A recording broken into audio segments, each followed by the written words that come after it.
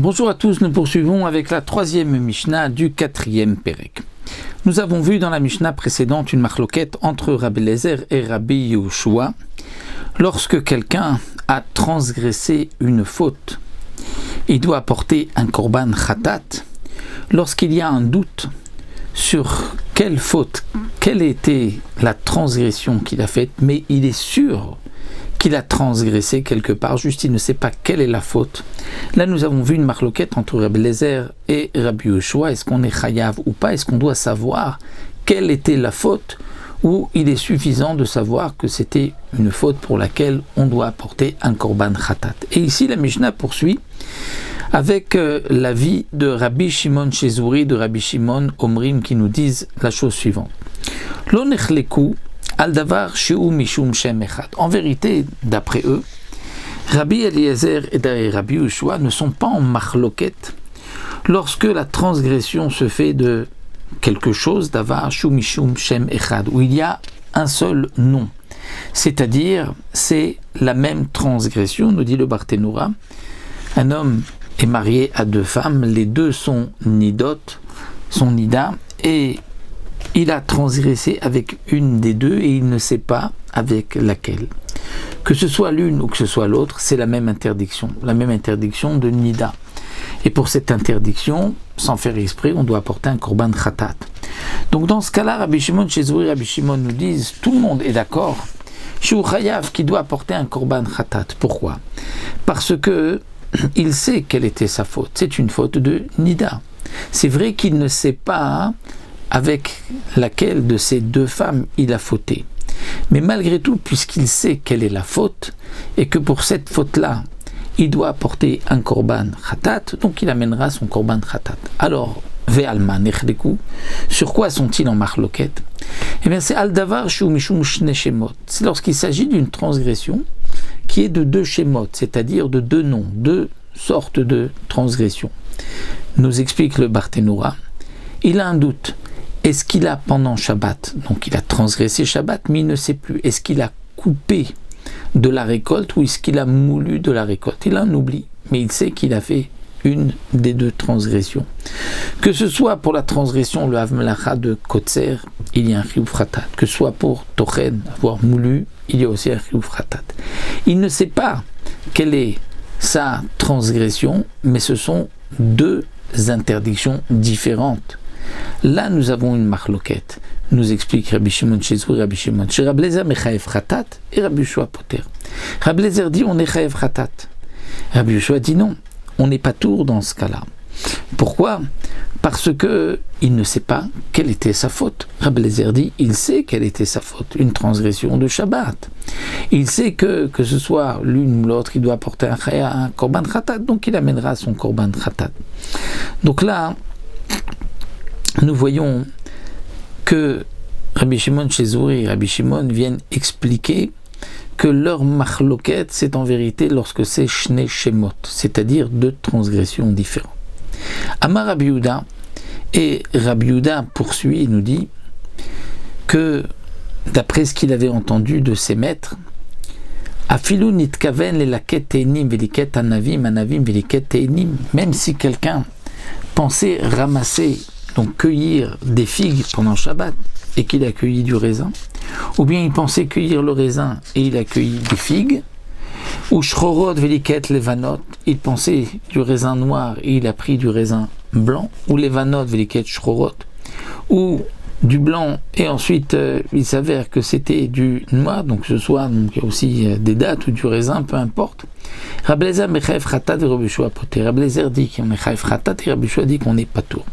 Alors le Barthénoura nous explique, d'après la Gemara, ce que Rabbi Yehuda vient nous dire, c'est que si quelqu'un avait l'intention de prendre d'abord de cueillir des figues et ensuite de cueillir du raisin, et il tend la main et il a pris d'abord du raisin alors qu'il voulait d'abord les figues et ensuite il a pris les figues, ou le contraire, il voulait prendre du noir et après du blanc, et il a commencé, il tend la main, il prend du blanc et ensuite du noir.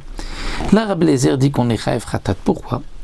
Parce qu'étant donné du Barthénoura qu'il voulait les deux, il voulait des figues, il voulait du raisin. C'est vrai qu'il ne voulait pas dans cet ordre-là. Lui, il voulait d'abord les figues et ensuite le raisin, et il a fait le contraire. Mais c'est pas grave, puisqu'il voulait les deux, il est chayav khatat. Rabbi Yehoshua dit non. Pourquoi? Parce qu'étant donné au moment où tu as cueilli, tu voulais prendre des figues et tu as pris du raisin, c'est ce qu'on appelle mitasek. C'est quoi mitasek? Mitasek, c'est quelqu'un qui est moins que shogeg sans faire exprès. Il y a une faute qui est volontaire. Un homme sait que c'est interdit et il va transgresser. Il y a shogeg, c'est-à-dire il ne sait pas que cette action est interdite, mais il fait un acte réfléchi. Il ne sait pas qu'il est interdit de cueillir des figues Shabbat. Il va cueillir une figue, mais il sait ce qu'il fait. Il est en train de cueillir une figue. Ça, c'est shogeg. Il ne savait pas que c'était interdit, donc il doit apporter un korban. Mais il y a un degré en dessous de cela où on n'est pas tour. C'est mitasek. C'est quoi mitasek? C'est que il n'a pas un acte réfléchi de ce qu'il fait. Et là, nous avons une marloquette dans ce digne de mitasek. Ici, Rabbi Yehoshua considère que c'est aussi mitasek, parce que je ne voulais pas prendre du raisin en premier, je voulais prendre une figue en premier. Donc lorsque j'ai pris le raisin, ce n'était pas le raisin que je pensais prendre. Ça s'appelle aussi mitasek. Nous avons, si on peut dire, un autre cas de mitasek qui est aussi plus facile à comprendre, c'est que nous avons, on peut dire que nous avons une figue rattachée à une branche, mais cette branche est rattachée à l'arbre. Ou nous avons une figue qui est rattachée à une branche, mais cette branche n'est pas rattachée à l'arbre. Donc il n'y a pas d'interdiction de la cueillir si elle n'est pas rattachée à l'arbre. Donc si quelqu'un pense, tiens, je vais prendre cette figue qui n'est pas rattachée à l'arbre, elle est rattachée à la branche, mais la branche n'est pas rattachée à l'arbre, et il tend la main et il est en train de cueillir la figue qui est rattachée à l'arbre, ça c'est aussi mitasek. C'est un mitasek, puisqu'il ne voulait même pas faire de melacha. Ici, dans notre cas, c'est un mitasek où, en vérité, il voulait prendre les deux, mais il voulait d'abord prendre les figues et ensuite le raisin. Et il a commencé par le raisin. Eh bien, Rabbi Yehoshua considère que c'est aussi mitasek, puisque au moment où je tends la main, je veux prendre une figue et j'ai pris du raisin, c'est appelé mitasek et on n'est pas tour. Ça, c'est ce que Rabbi Yehuda dit, je l'ai entendu de mes maîtres.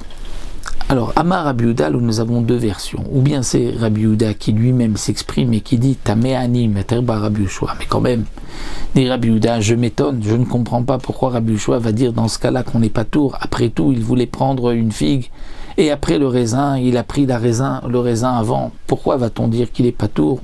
Rabbi Yehuda viendrait s'étonner. Ou bien, le Barthénoura nous dit qu'il faut être Gores Rabbi Shimon. Ce n'est pas Rabbi Yehuda, c'est Rabbi Shimon qui s'adresse à Rabbi Yehuda. Il dit, ce que toi, tu dis Rabbi Yehuda, c'est assez étonnant. Je m'étonne. Est-ce que Rabbi Yehoshua peut dire dans un cas pareil qu'on n'est pas tour? Après tout, il voulait prendre la figue et ensuite le raisin, il prend le raisin d'abord. Et là, comme nous explique le Barthénoura, c'est la Mishnah, les Chachamim qui reviennent et qui disent Imken, qui s'étonne sur ce que donc Rabbi Shimon lui-même s'étonne sur Rabbi Yehuda. Et donc les Chachamim viennent lui dire, mais Imken, si c'est ainsi, c'est-à-dire si tu penses que dans ce cas-là, Rabbi Yehoshua va dire qu'on est chayav, alors lama nemar asher chataba, c'est-à-dire dans quel cas on va expliquer que Rabbi Yehoshua a dit que du pasuk asher chataba, c'est-à-dire il sait la faute qu'il a fait. Dans quel cas il sait, puisque tu dis que dans ce cas-là il devrait être patour, donc c'est dans quel cas qu'il doit savoir, puisque là aussi, lorsque il voulait prendre la figue et ensuite le raisin et qu'il prend d'abord le raisin, on ne peut pas dire que lorsqu'il a pris le raisin, il voulait prendre le raisin. Donc, a priori, Rabbi Yehoshua devrait dire que c'est pas tôt, puisque Rabbi Yehoshua dit Asher Chataba, tu dois savoir quelle est la faute que tu fais. Donc, là, les Chachamim ou la Tana de la Mishnah s'étonnent sur cet étonnement de Rabbi Yehuda ou de Rabbi Shimon qui dit mais est-ce que Rabbi Yehoshua va dire pas tôt dans ce cas-là? Alors, s'il dit pas tôt dans ce cas-là, dans quel cas va s'appliquer le Asher Chataba? Et la réponse, comme nous explique le Barthénoura, c'est que la Mishnah elle-même répond Prat limitasek, c'est-à-dire si, dans quel cas Rabbi Yehoshua va dire qu'on n'est pas tour, c'est dans le cas où on est vraiment mitasek. C'est quoi mitasek? C'est celui qui ne pensait pas cueillir un fruit et il va cueillir ce fruit. Ou bien, dans le cas où il pensait cueillir que des figues et il a pris du raisin. Là, ce qu'il a voulu faire, il ne l'a pas fait. Là, dans ce cas-là, Rabbi Yehoshua dira qu'on n'est pas tour. Donc nous avons ici toute une marloquette dans notre Mishnah pour comprendre qu'est-ce qui est appelé mitasek, dans quel cas Rabbi Yehoshua va dire qu'on est pas tour.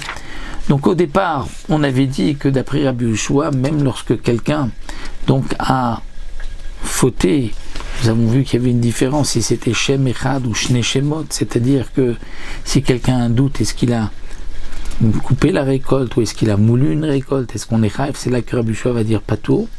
Ensuite on a dit au nom de Rabbi Yehuda non plus encore que Rabbi Eliezer et Rabbi Yehoshua sont en marloquette lorsque quelqu'un a voulu d'abord couper une figue et ensuite du raisin et qu'il a d'abord pris le raisin.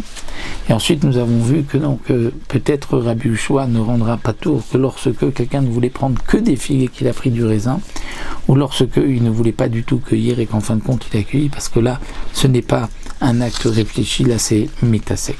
Donc nous avons vu plusieurs interprétations de la marloquette entre Rabbi Eliezer et Rabbi Yehoshua, qui suit donc la Mishnah Bet, où déjà là-bas nous avons vu une explication de leur marloquette.